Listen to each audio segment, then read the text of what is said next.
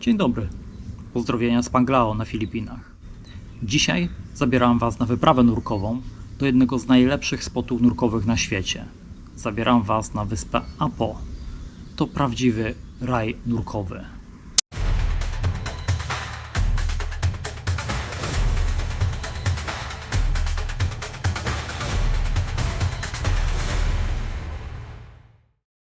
Apo jest małą, wulkaniczną wyspą na Filipinach, zlokalizowaną około 30 km na południe od jednego z największych miast w kraju, od Dumaguete.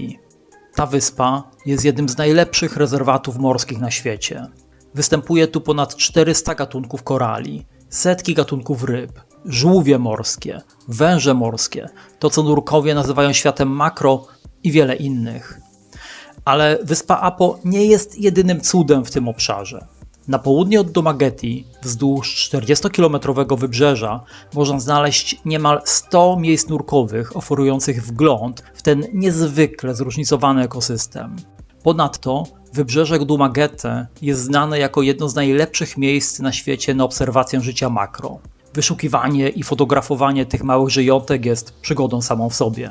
Jak już możecie wiedzieć, ja osobiście nie jestem wielkim fanem obserwacji makro, więc wszystkie z moich 5 nurkowań na Apo zrobiłem na rafach. Pierwszym miejscem, w którym nurkowałem, był Largahan.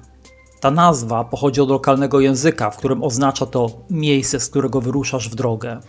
Largahan jest znany ze swojej aktywności geotermalnej. Zobaczycie tam bąbelki gazu unoszące się z dna morskiego. Zobaczycie też mnóstwo ryb, korali, żółwi i węży morskich. Drugim miejscem był Chapel Point. Nazwa pochodzi od kaplicy, z której jest widok na to miejsce. Chapel Point to stroma ściana, która opada setki metrów w toń morską. Przyznam, że liczyłem tu na większe ryby, ale tym razem nie miałem tyle szczęścia. Jednak zróżnicowanie biologiczne jest oszałamiające w tym miejscu. Na przykład widziałem ławice sumików węgorzokształtnych, małych rybek, które mają kolce jadowe na płetwach i mogą spowodować bolesne ukłucia.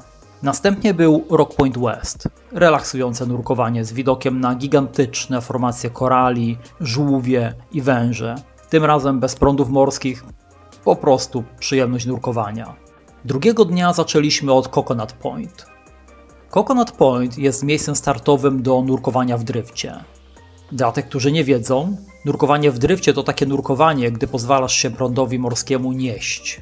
To nurkowanie było trochę bardziej wymagające ze względu na silny prąd, również wznoszący i opadający, który zmuszał nas do ciągłej kontroli głębokości.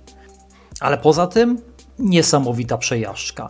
Prawdziwy kalejdoskop życia morskiego. Korale, ryby, oszałamiające podwodne krajobrazy.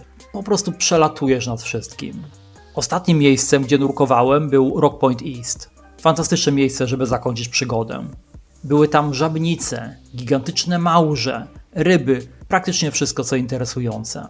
Nagrałem mnóstwo materiału filmowego, tak więc usiądźcie wygodnie, zrelaksujcie się i rozkoszujcie widokiem podwodnego życia. Nie zapomnijcie zostawić komentarza i zasubskrybować.